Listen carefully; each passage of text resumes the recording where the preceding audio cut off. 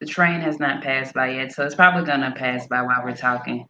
But Does it have a schedule? That's so funny. like some days it'll like pass by like right before we go live, but I have not heard it today, so I know that it's coming. So That's so interesting. yeah, like clockwork. That's funny.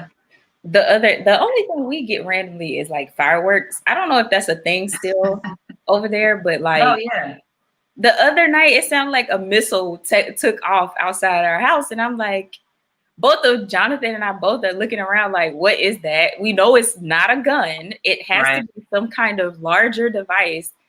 It's just like, people, get it together. We already dealing with enough in 2020. Yeah. Goodness. Someone made a post and they said, there's nothing in August that requires fireworks. Like nothing. There's Not no one thing. holiday that requires fireworks, but that don't stop people, so No. Mm-mm.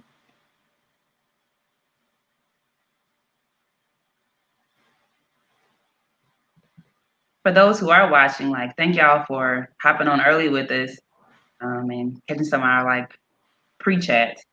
Yeah. And if we were in person, I think it would be different, but it's like we got to catch up a little bit. Yeah, yeah. That's it. Just so y'all know we're friends in real life. Yeah. Yeah. Okay, you want to get started? Yeah, sure. Okay. Thank you guys for joining us today for week whatever, fill in the blank of our virtual Bible study here with Faith First. I'm Michelle, and that's Tori, and together we co-lead this community of believers.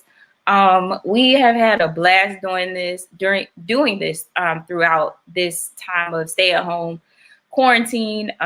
Every week proves to be a really good week, and we're excited to just be with you and spend this hour plus, maybe, with you guys every week. So thank you for joining us. We don't take it for granted. And we don't take it for granted that you support us, that you share our stuff, that you tune in. There are a million other things that you could be doing, but the fact that you trust us, our non-expert commentary, really just, it makes my heart smile. So thank you for joining us. This week, we are closing out the month. We've been talking all month, learning all month about sacrifice, what it means to sacrifice. We have been talking about biblical texts that revolves around sacrifice. And if you get our newsletter, which you should sign up for if you haven't already, we talked about Jesus. And so this week, we're talking about Jesus.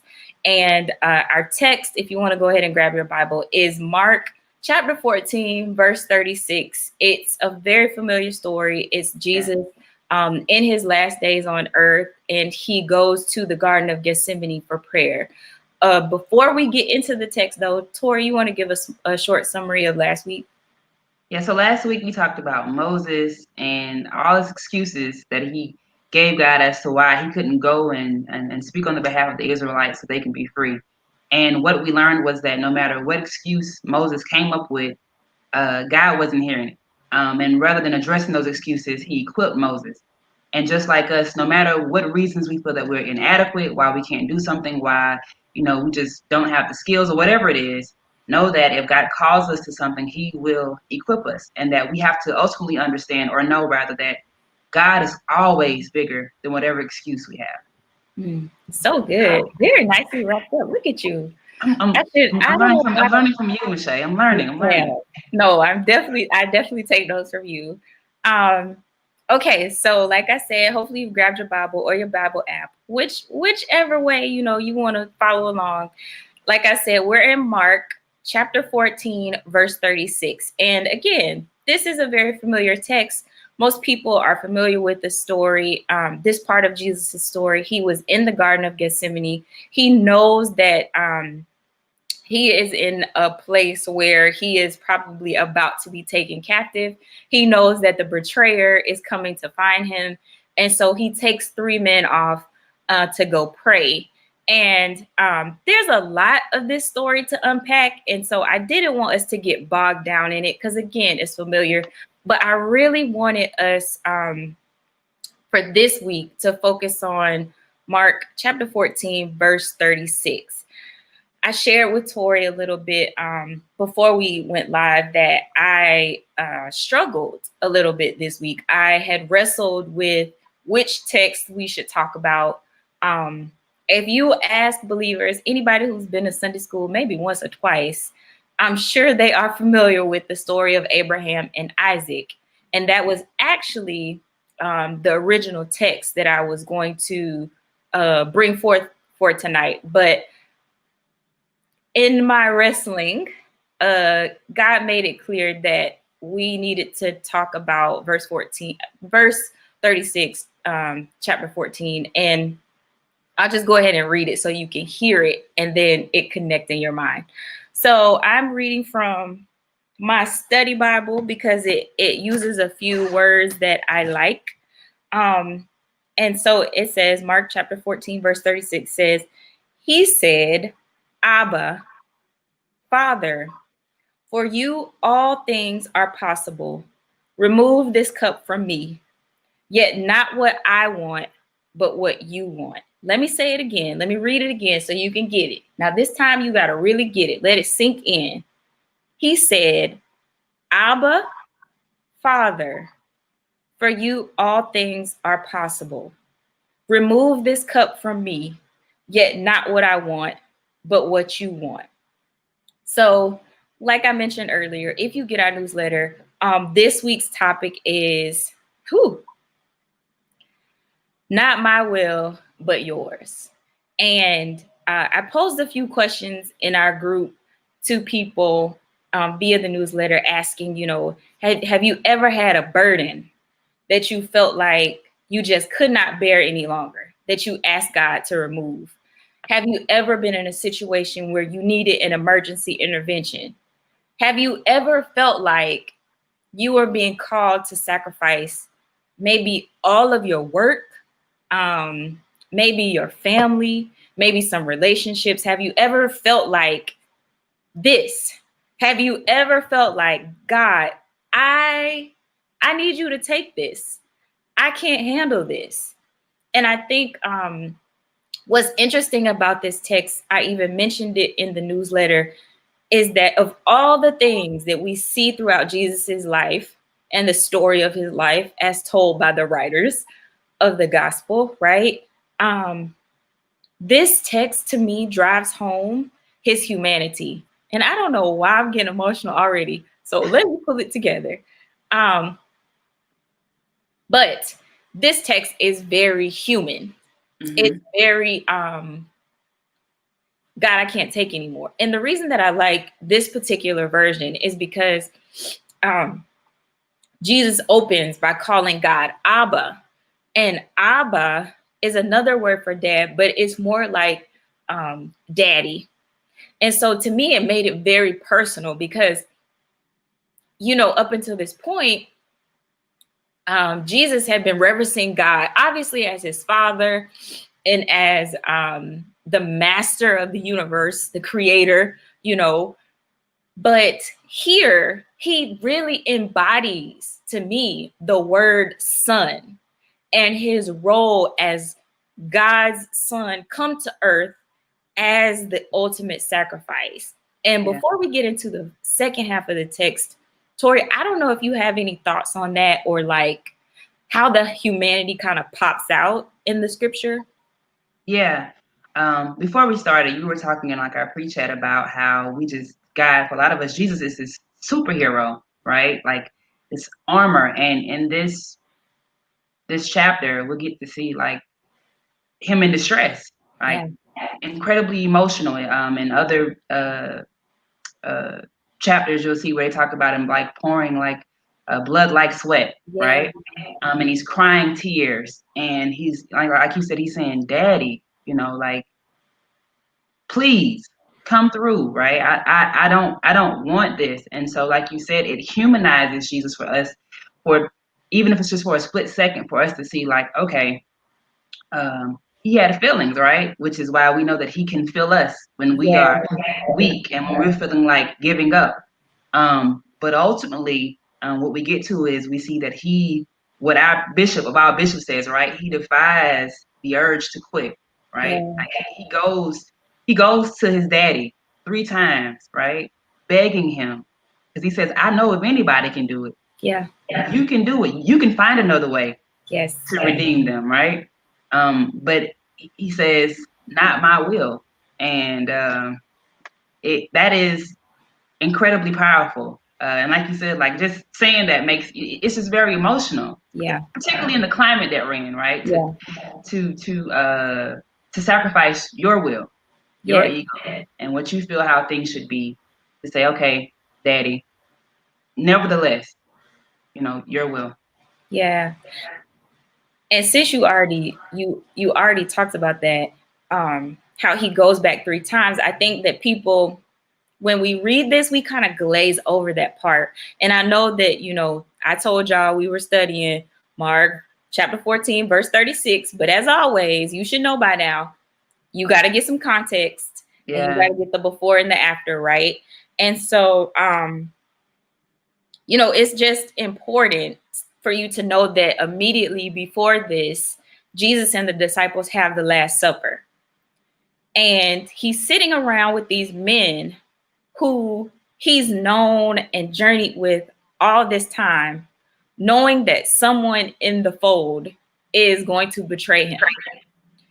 And I can only imagine. Are you getting that? no, Okay.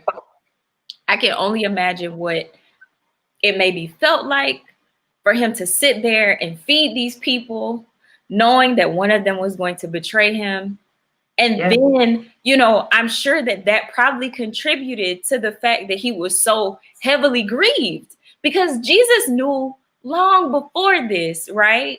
What yeah, his purpose was on earth. He knew, like, I'm the Messiah. Like, eventually, me being here is gonna end, right? So he knew that. But I think coming into this, the realization that the hour was coming and that he was really going to have to go through with what, in my mind, is probably one of the most profound stories of sacrifice we've ever known. Um, and to do it in a way that was still so humanly, because he's perfect. He's God's son. God sent him to earth. You know what I mean? yeah, Like my pastor used to say, is God wrapped himself up in human flesh and came to earth. So he is literally God, but he's yeah, also human. And I think that for us, what this should do is free us of the need to feel perfect, of the need to feel like we can't grieve, like we can't mourn, like yeah, we can't be angry, like yeah, we can't have feelings. And I think that oftentimes as believers, you mentioned this climate. I'll go ahead and talk about it, right? There mhm, is no secret that we are in a space of turmoil, of social unrest. And so not only are we dealing with COVID-19, but we are dealing with a centuries old poison that exists in injustice and racism and prejudice and bias. And so as we think about, I'm a basketball fan, we're a basketball household, as you look at players walking off, striking, putting their livelihood up to say, this is not okay, we're going to use our platform, it starts to make you think like, you know, as a believer, how should I feel? Sometimes I feel like, oh, you shouldn't feel that way. You're a believer. You know that, you know who God is. You know that Jesus died on the cross for all sin. And so that has been reconciled. We've all been reconciled unto Christ. And, grace, you should give grace to your brothers and sisters. And, it's like, God, but God, Abba, I'm going crazy here as a black woman who believes in you and believes in Christ. How am I to feel when I feel like I'm being persecuted because of the color of my skin that you put me in? yeah, It's hard. yeah. It is a weight unlike anything else. And it's like you said, you know that all things work together. You already Yeah. know that, and Jesus knew, right, what the end result was going to be. But yet, in that moment, he's Yeah. he's given us permission, rather, right? Hmm. Like you said, to grieve, to cry, to feel the burden, to feel the weight, even when you know what God is capable of doing. Like you Yes. said, just to highlight that, like as a believer, Jesus gave us permission right here, because if anybody else knew what the end result was going to be, he knew. Yes. Yes. So if And he still could, wept. yeah, and so if he could cry and shed tears and be in like the deepest distress we've ever seen him in, because even if you go back to when Lazarus died, right? Jesus wept, like he was sad, whatever, but like this is Yeah. like hard down, like God, where are you? Yeah. And so he gives us, right, the permission um, to feel to feel everything that we feel. And I mentioned this to Michelle before we started, just feeling really just sad and down, an hour before Bible study, and talking to God, like our tears are dropping, like, where you at? Right? Yeah. I know you see this, like, where are you? And Yeah. so for anybody that's watching, we always say this, we don't want anybody to see us and think that it's all, roses and we up and, Right. we believe, because it's a journey, right? And there are moments in time where you will feel down, you will feel sad, but that doesn't make you less of a believer. Right. Because even in that moment, Jesus was still the Messiah. Yeah. So even in our moments where we feel broken and we feel sad and we feel burdened, right? That doesn't change anything about the calling on our lives. That doesn't even bring our faith into question, Michelle. And I Yeah. think people really need to hear that. Yes. And that also reminds me of oh Lord, my Facebook be all over the place, y'all, sometimes. So forgive me if you can't keep up. I apologize. I promise I'm gonna start a blog eventually so I can take my stuff off the internet. But um that reminded me of this text that I shared earlier, and it was Psalm 27, and it's verse 13 through 14. And it's David saying, I've been through a whole lot of things, right? I've seen these people, these adversaries, these enemies who are coming up against me. But verse 13 says, I believe that I shall see the goodness of the Lord in the land of the living. Wait for the Lord. Be strong and let your heart take courage. Wait for the Lord. And what I have come to know is that waiting on the Lord is not just about sitting still until he comes. Waiting on the Lord means that I am in expectation of God's intervention, that I will see the Lord's goodness in the land of the living. That means in my generation, while I'm here on this earth, while we are suffering, while people around us are suffering, we will see his goodness. And sometimes that's all that I have to hold on to. I'll be honest. Because when I look at the news and I look at these comment sections, which I try not to do, and I hear people and I see people, I get very discouraged by what I see.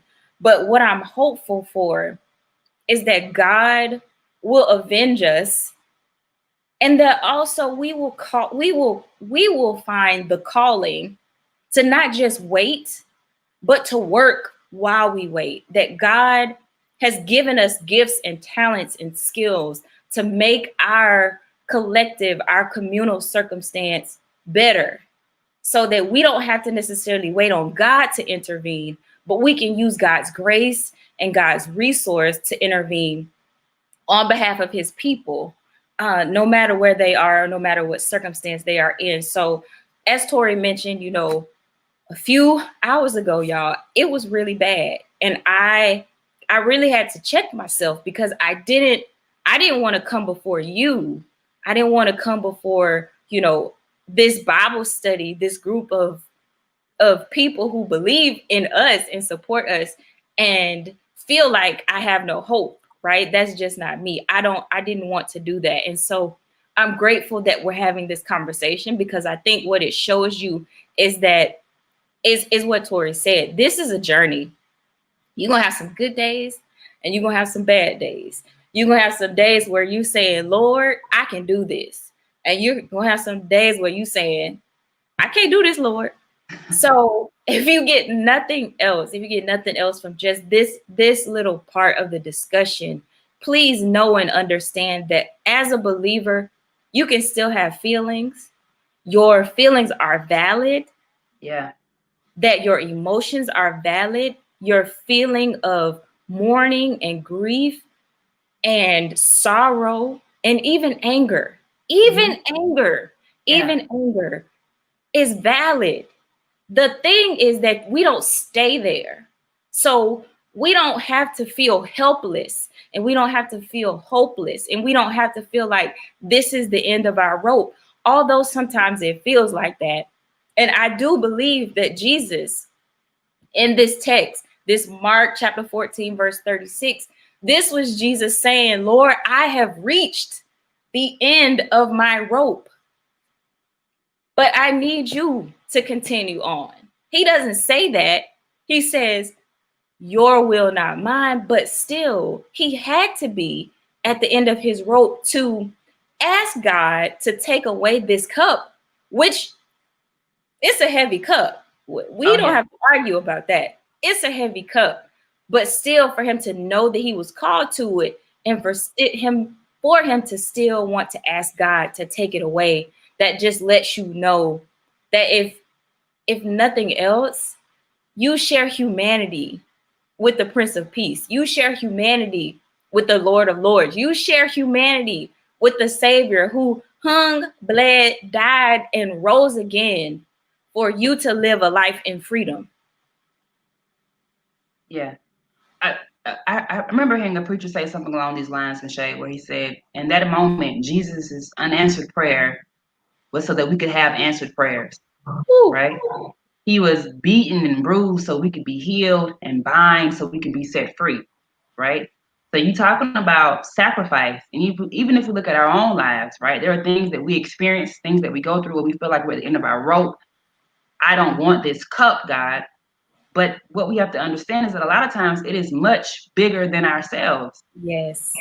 And I think going back to, what we're talking about this entire month is learning how to be selfless, right? Knowing that what we experience, what we go through is not even often even about us. Mm-hmm. And I think that drives home a bigger message, or gives me the ability to accept it a little bit more, right? That this is Yeah. not even really personal. This is Yeah. not even about you. It's bigger than you. It's bigger than even the pain and the hurt that you feel at the moment. It is so much bigger. And Yeah. imagining that if Jesus at that moment, which I don't think he would have, but if he would have, right, said, no, I'm not going to do this, Yeah. what that Plot would have twist. meant for you and I.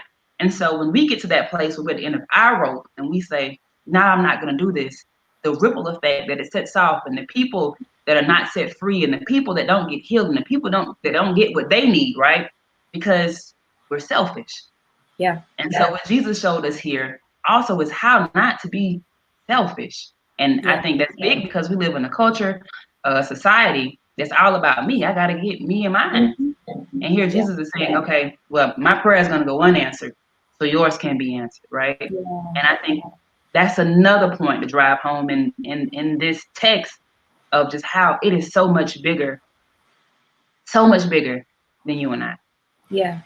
And honestly, almost, I'd say probably 90% of the time, it is that it's bigger than us. And we get caught up on making it personal, like you said, but Lord, I'm going to lose out on this, or I'm going to miss out on that, or Lord, this is uncomfortable. I don't like that. I don't want to have to do that. And God is like, but if you do this, Mm-hmm.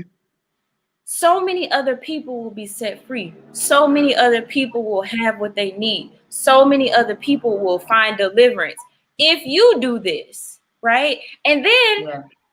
let's even go back to think about how many people have sacrificed for us. We talk a lot about generations, and how we stand on the backs and the shoulders of our forefathers and our foremothers. And we don't know what they experienced. We can ask, if we have grandparents who are alive or great aunts and uncles, maybe, but we don't know what they went through truly. We might see and hear about the civil rights movement, but we don't know what it was like No to have idea. to, go to a colored only bathroom, or to have to, sneak into another part of a grocery store because you can't be seen in the front. Just all those things that demean the human spirit and degrade your humanness, right? So you think about that, and it's like, you don't want to be inconvenienced, but how many other people were inconvenienced for you? And so, to bring it back to the text, Jesus lays out all these things. He says, Daddy, like, this is hard. I don't want to do this. But then the second part, which to me is like the real true plot twist, he says, yet not what I want, what you want. And so as we think about sacrifice and what it means, I started thinking about, we've been talking about sacrifice and how sacrifice and obedience go together, but we haven't really talked about how sacrifice is really about submission and reverence. Yeah. And submission in that I know that God's way is better than my own. So what I will do, Lord, is I will submit my rough draft, right? This piece of paper that I've pinned down all these things that I want to do with my life, and dreams that I have. I'm giving it to you. I submit that to you, and I'm telling you to rework it however you need to, right? Because Yeah. I revere you, God. I know that your way is not my way. I know that your thinking is not my thinking, and that you are higher. You are the creator of all things. So why wouldn't I trust you with this? So when he says, not what I want, what you want, he's ultimately saying that although I feel this pain and it grieves my soul to have to do this, I'm still going to, because you called me to it. And I don't doubt that every single step after this was hard for him, that it weighed on him far more than being nailed to a cross, far more than him being spit on and humiliated, far more than him being wept and led to a very public grave. I believe it's probably the mental and emotional warfare that grieved him more than the physical manifestations of the cross. You just said so much, Michelle. Because, like, okay, honestly, if we be real, right, that's usually where we lose the battle in our minds. It's Yep. not even the physical, it's what's going on mentally. And that's Yeah. coming from somebody who struggles with anxiety and Same. at one point depression and things like that. So it is the mental thing. I think it's also, and I'm not saying and all this is the case with Jesus. I don't want nobody to come like DM me like that's not what Jesus was going through, right? But I'll say for me myself is getting when you're in a place where you are battling whether it's your will or God's will, it's usually because you are in a place where you are complacent. This is Mm, comfortable, and we get in a habit of Bishop says this, right? Building a tent, building a yeah. house. We should have built a tent, right? And we get Yes. stuck at this is where God was, and we don't allow God to be. We don't allow God to put us to where He is, right? And so when we say not my will, your will, it's saying I trust you with my future. I know that you know better than me, and Yeah. like you said, it's ultimately about trust. And I think a lot of times we get caught up in thinking that we got to move physically, right? And God is trying to move us inwardly, Oh, right? It's your oh, that's heart. good. It's your heart that He's after, because we see it all the time. People they city hop. I got to get out of here from these people. They holding me down and all these things and job hop and church hop and all these things. And really, it's God just He wants to move your Oh, heart, but we get stuck in where He was. And yeah. when we say, God, not my will, but your will, I'm trusting you that where you're leading me is better than where I'm at. Even if it hurts, even if it does not look Oh, good, I trust you. And that sounds good, right? But it is incredibly tough. But you have to Yes. go back and rely on all those times where God has brought you through, where He's made a way for you. When you look back, like you said, on that the shoulders that we stand on, how He did it for them, Yeah. knowing that He can do it for you too. And Yeah. sometimes you have to reach back and pull back on those things Mm-hmm. because in that moment, like you said, it's a mental warfare. It's exhausting. And like I always say, surrounding yourself with people and who are going to Listen. hold you up and keep you lifted and not allow you just to keep your head down, right? Not being like those disciples, but praying, right? They're supposed to be praying while He was Right. away, not sleeping, Yeah. right? Holding you up and not allowing you to stay in that funk, not allowing you to stay there. It's okay to be there, but we cannot stay there. Stay there. Right. So good. And I'm glad that you brought up the disciples because it is so interesting to me that Jesus would pick Peter, James, and John, which we actually talked about these three, 2 weeks ago. We talked Hmm. about, Peter and the encounter at the boat, right? He would Yeah. pick the first three people he's chosen as his disciples. He picks them to go with him to pray, and they asleep on the job. Like, do you not realize all this time that you've been walking and talking with Jesus, you just had the Last Supper. You just had the Last Supper. He told you what he was about to go through, and yet you come here and you fall asleep. You fall asleep. I think there are many ways that we could slice and dice this portion of the story, but I think more than anything, what it should tell you is that sometimes you got to do it by yourself. Come through, Sometimes Miss Faye. you got to go by yourself. And people will be there physically, but they may not be able to support you emotionally and spiritually. And honestly, I feel like we might be in a time where that is the case now more than ever because people are there, right? Some of Yeah. us, maybe even in our own homes, we don't feel supported. They're there physically, but are they there spiritually and emotionally holding you up? And do they even have the capacity to?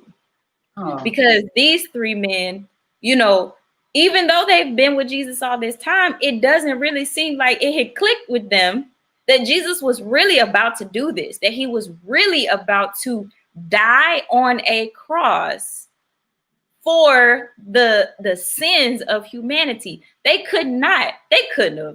I don't even think they could have imagined the magnitude of what was about to go down for Jesus. So in their minds, they were just taking a nap, right?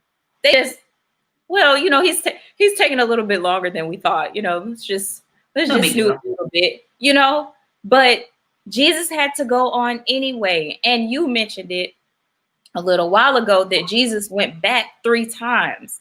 So you have verse 36, yes, but he went back to this prayer spot 3 times during this whole little exchange because he was so grieved. And each time he came back, they were still asleep. They were still asleep. So just know that sometimes your biggest assignment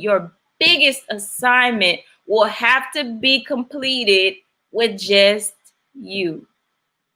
Nobody cheering you on, Ooh, nobody holding you up, nobody for you to lean on. You have to do it yourself. And this goes back to something, Tori, you were talking about is just making sure that we build ourselves up, that we are in our word, that we are constantly pouring positivity into our lives, that we are in scripture, that we are listening to holy things, that we are really grooming ourselves spiritually, because we never know when we're going to have to take on something that nobody else is fit to do but us. So yeah. you really have to be prepared. You have to be prepared. Like you when I say you hit something right on the head when you was like, it's not so much that people don't want to. Sometimes they're Mm, just not capable, or sometimes God just didn't even intend for them to be there, right? When you were talking, my mind was kind of running along the lines of uh, Jesus initially wanted to take them, and then he realized I got to go a little bit further. right? And so when we're being pressed on every side and things like that, right, there are going to be a lot of times where we're going to have to leave those people that we wanted to bring with us Yeah. to go and to spend time with God in prayer, right? And talking to him and just having communication. Like there are gonna be times where you're gonna have to leave the three.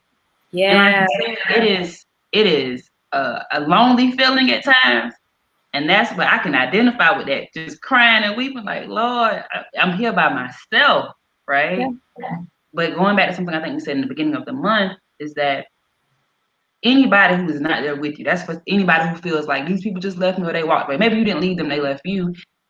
It was never, they were never intended to be there anyway. Right.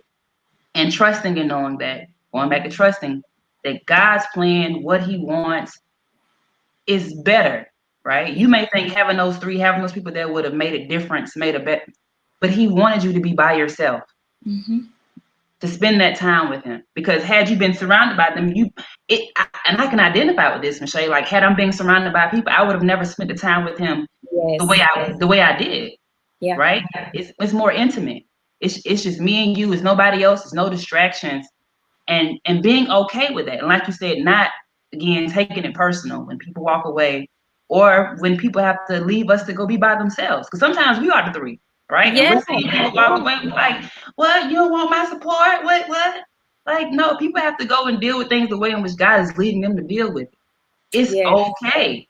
So Yes, it is. whichever end of the spectrum you find yourself on, whether you're the disciples or you're Jesus, right? It's okay. God So intended for it to be that way. And if we put our trust in him, right, and get out yeah. our feelings, because that's what we be at a lot of times, in our feelings, in our head, overthinking, right? I won't say it won't be as bad as it is, but we could deal with it better. Yeah. When I we agree. stop seeing everything as being a personal attack. Mm-hmm. It's deeper than that. It's spiritual. This ain't even, Yeah. for whoever's listening, this ain't even about you. Yes. Yes. Something that came to mind when you said that, and I'm so glad that you mentioned sometimes we are the disciples, because I think that we love to put ourselves, our best selves, right, in the Yeah. forefront. So we're like, oh man, I'm Jesus in this situation, and it's like, no, actually you're Peter. But so sit down. But we love doing that, and so I myself have to catch and be like, you know what, you got a little bit of Peter in you, or Yeah. you might be on that James and John tip right now. Yeah.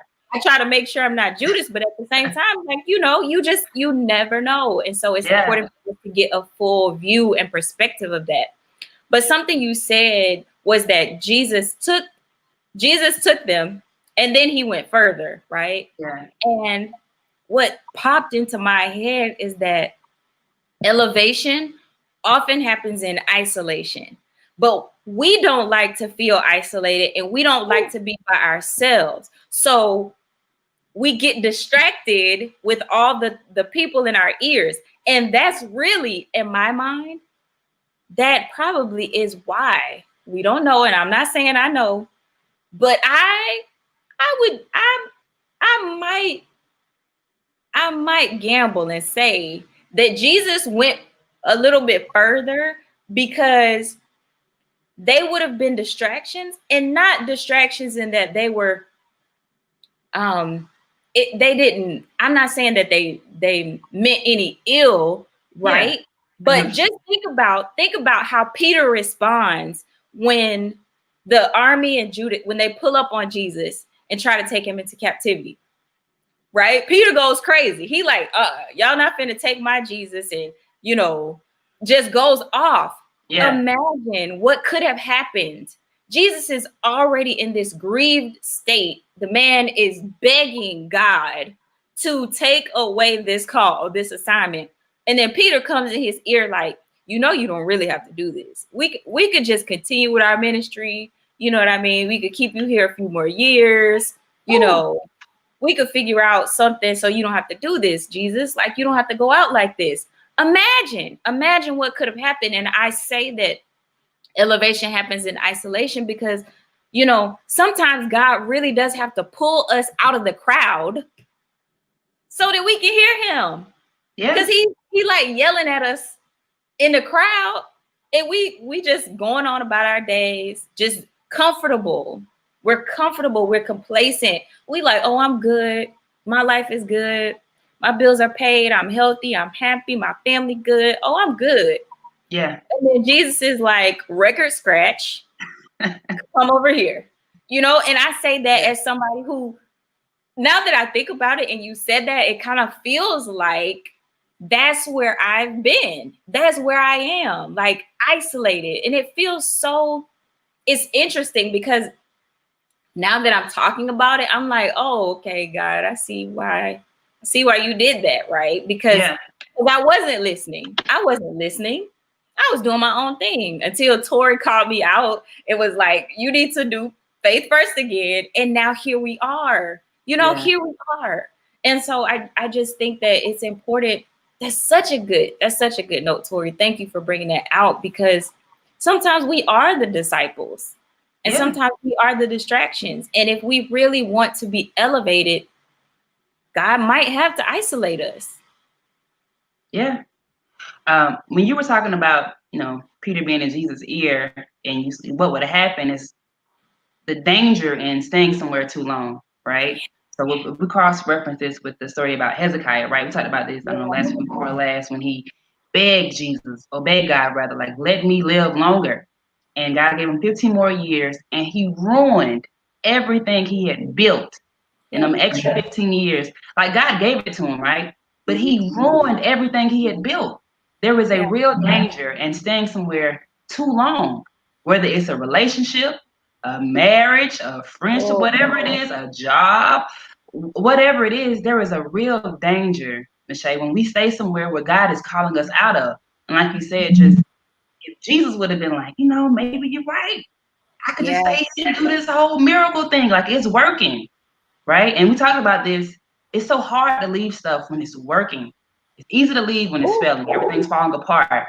But when things are working, that is a true test of your trust in God, your faith in God. Because I can walk away easy from anything that's not working. But when this is working for me, like, I got this down pack. They yeah. following me. We up.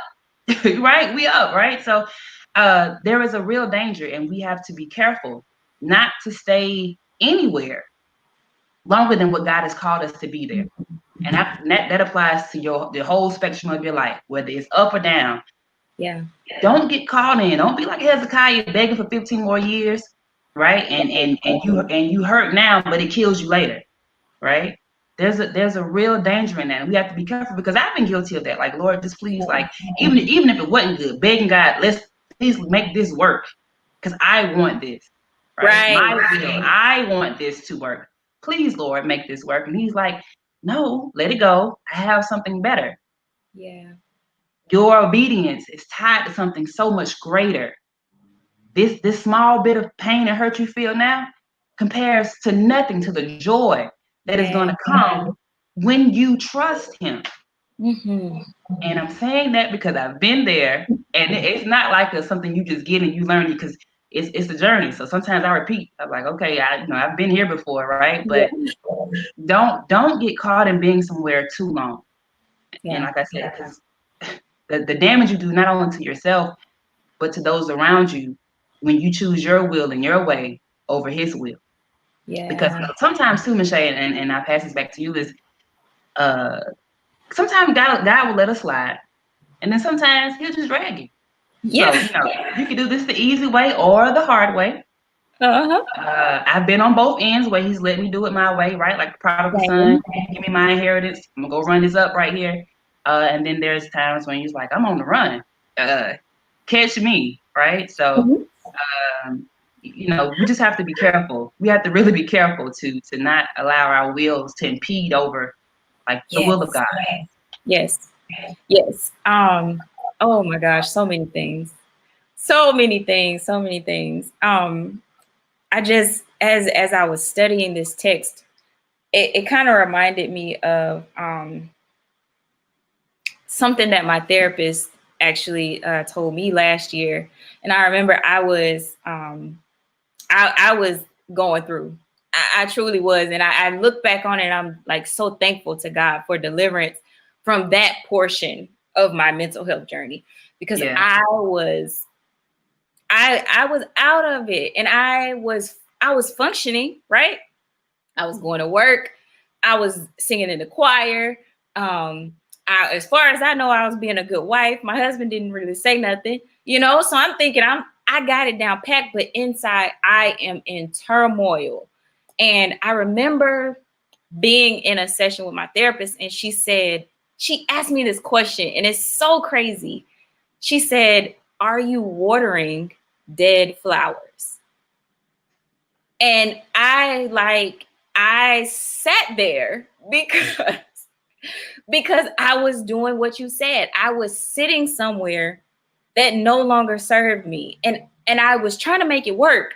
Literally going crazy trying to make this work situation work. And it Yeah. was not. But I was so invested in it because I was like, God, you gave me this job. You gave me this opportunity. I don't want to just, I don't want to just throw it away because one little thing here and one little thing there. But I was inside. My work had really, truly become like a poison to me. And so when I think about you and I hear you talking about, how we stay somewhere too long, it doesn't just apply to work. It doesn't just apply to relationships. It doesn't just apply to what city or state we live in. Sometimes it's our mindset. We are so tied to doing it our way. Yeah. But we don't even allow God or give God the room to show us a better way. And I guarantee you, every time you give up something for God's sake, like meaning you do it because God told you to do, He always comes back 4 times, 5 times better than what you gave up. And Yes, he does.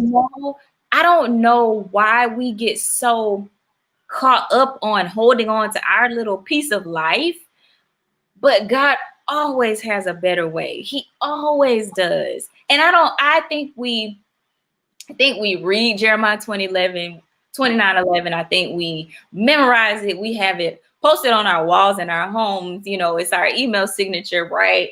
We got it in Yeah. songs, all that stuff. But when it really comes down to it, we like, ooh, God, I know you have plans, but they can't be better than mine.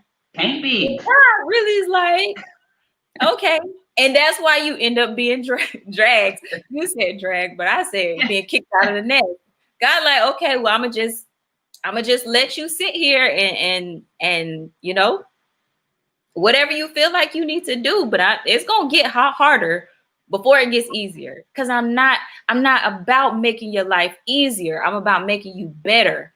I'm Yeah. about making you a better person, a better woman, a better man, a better believer, a better Christian. I'm about making you a better wife, a better sister, a better daughter. I want people to see the God in you, and they not gonna see that with you sitting here in this turmoil. So I'm gonna have to isolate you over here on this little island until you can get your act together and reprioritize these wills. Because bringing it back to the text, Jesus had a way, right? If, Hmm. if Jesus probably could have had it his way, it would have eliminated him having to go to the cross. But he says,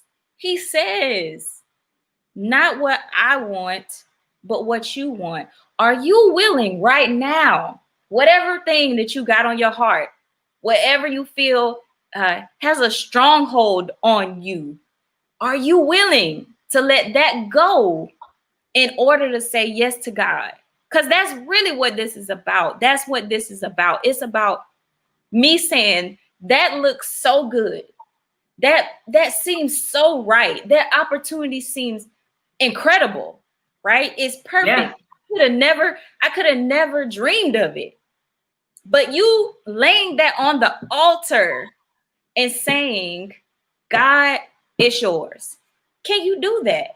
And I wrestled. I told you, I said I wrestled with this because I feel like in many ways that is the place that I'm in my life. Because when I left my job back in November, I wrote a list. My friend is all about lists. So I was like, okay, I wrote out the list and I put it on a piece of paper and I put a date on it. And I was like, okay, God, these are the things that I want. Now, did I consult with God to make the list, or did I just make the list? Right? My memory is a little unclear, so I'm still trying to figure out. I can't remember. Yeah.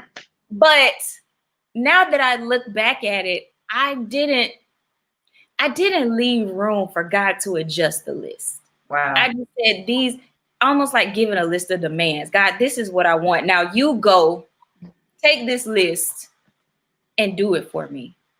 And I'm just now getting to a point where I realize the error of my ways, which is why I'm so passionate about this. And instead, I'm going to God and saying, Lord, I did it wrong the first time. So this time, I want you to have your way. And as much as I prayed over this list and the things that I want and outlined and detailed, God, I'm willing to put that on the altar, let you burn it up and recreate something that you created so that I might be blessed and so that I might be happy, because I know whatever it is that you have for me is going to be better than anything I could have ever dreamed. And I'm talking about it now, but it was hard. It's been hard. It's been hard to Yeah. come to these revelations, but are you willing to put it on the altar? Yeah. But for those who don't know your testimony, Michelle, like Michelle went to school, got a degree, got this great job, right? Great. And then, God's like, yeah, Yeah. this is it. Yeah. Like that is so incredibly that is a tough decision, right? And so from Michelle's perspective, I said she's not saying something to you that she does not know. Yeah. She knows she's experienced this, right? Yeah. Having to give up something that you really want, having to give up something like you said, God, you blessed me with this, so I know you're not going to take it away. Like Yeah. you opened this door, and now you're going to tell me you're going to close it? Like, what you talking about, right? So for those who are listening, I don't want you to hear us and think that we're just pandering to, like, whatever. But this is like real. This is like real life, right? And then sometimes there are things where God allows us to walk away from, and there are things where He takes from us, Yeah. and they both deserve sometimes a moment of grieving and mourning and, Yes. or why are you doing this to me? And Yeah. this was my thing. We're like almost like toddlers having a tantrum. But I Mm-hmm. want it, but I want it, but I want it. And he's like, let it go, Yeah. right? Let it go. And we have to be willing to relinquish our will, right? That teddy bear, that toy, that piece of candy, Yeah. right? They're like babies sometimes. That thing that we really, really want, to trust that he has something bigger, something better. And Yeah. that this moment in time, I will not sit here and say this is going to be easy. This is whatever you get ready to give up, whatever you get ready to sacrifice your will for his, will probably be one of the toughest things you will ever do. Yeah. Yeah. But it will be worth it. Yeah. Yeah. And something that I also want to say is, as so many things in my head right now, as we talk about sacrifice and we look at this story, one of the reasons I didn't want to use the Abraham and Isaac text, which is also very familiar to all of us. We know the story of Abraham and Isaac and how Abraham takes Isaac up to sacrifice him after God tells him to. He puts Isaac on the altar, and right before, he sacrifices Isaac, there's a ram in the bush. The thing about that story is that instantly there was a ram in the bush. The difference between that story and this one is that Jesus was the ram in the bush. And so we don't like to be the sacrifice. We like to be saved, right? We like to be provided with the Yes. sacrifice. And it's something to note that when you are called to make a sacrifice, sometimes what you put on the altar won't be immediately restored to you. Sometimes it might take a while. It's still going to be better, but it might take a while. And so as I think about my own journey, when I walked away from that job 9 months ago, I didn't expect, that it would take me this long to find a new job or for God to bring me a new job. And sometimes what that does is it forces you to question, well, God, did I hear you right? Was this the right decision? Did I put myself in a situation that I could have avoided? Did I pray enough? Did I fast enough? And I'm telling you, I did all of it. Yeah. But still, I know that I will see God's goodness in the land of the living. So every day I have to remind myself that you are walking in obedience, right? Yeah. That you are walking in obedience. And as long as you stay in obedience, God will deliver that ram. Even if it's after what you sacrificed, he'll deliver it to you. Yeah. Pressed down, shaken together, running over still. And that's Yeah. what I'm waiting for. And so I just want to encourage you, anybody who's here right now who feels like, well, I already made my sacrifice and God has not made good on it. Let me tell you something. He will make good. And while he's working to make good on that sacrifice, he's going to provide. We haven't missed, I say this all the time, we haven't missed a bill. We haven't missed a meal. I mean, we're in quarantine, but my life is good. God has provided in ways that I cannot even explain. So I will just tell you that he will provide until he provides that final reward. So please keep your faith, keep walking in obedience.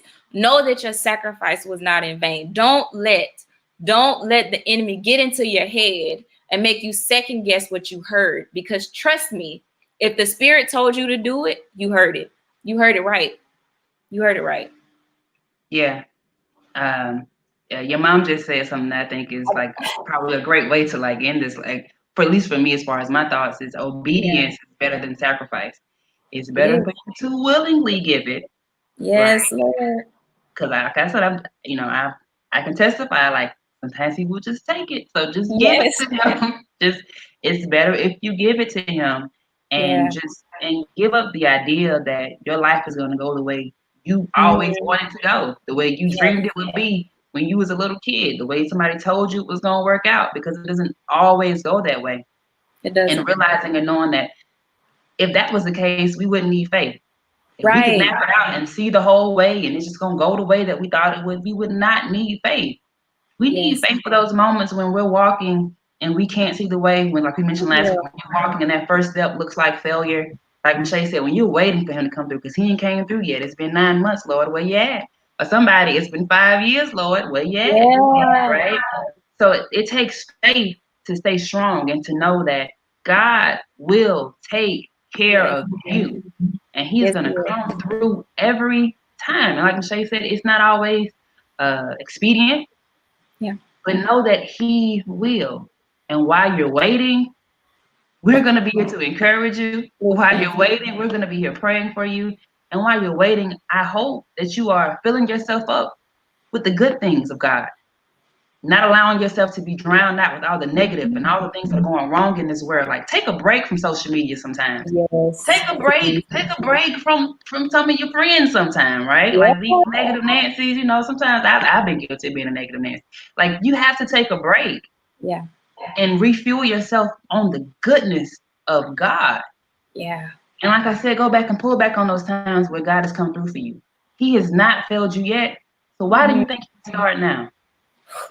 Girl, Not your that's will? it. That's it. Not my will, but yours. Yeah. Yay. Thank you, Lord. I can't express how much I love you and I just appreciate you and just thank you. No, I Cause love you too, Michelle. I didn't know. I didn't know what was gonna happen when we got on here tonight. Cause I told you the words that were in my head were not godly right before. But the Lord works. He He does. works quick. Sometimes he works quick. Honey, yes. Yes, yes, yes. Okay, so if you just caught up, sorry, y'all. We know we were a little all over the place, but the text was Mark chapter 14, verse 36. And if you need some encouragement, like I needed some a little bit earlier, just read the whole Psalm 27. The last two verses are super powerful, and I think that you will find them very encouraging in these times. I know what it looks like. I know what it feels like. Trust me, I know. But we will be all right, y'all. We have got to hold on to the faith that we have. And we have to know that we will see God's goodness in this land, in this life, Mm-hmm. not after, in this life. So please, please, please stay safe, stay masked up. And remember, we will have prayer this Friday at 9 a.m. Pacific time, 12 noon Eastern time. And yeah, so thank you for joining us. Thank you, Tori, as always. Join us next week. We love y'all. Bye. All right.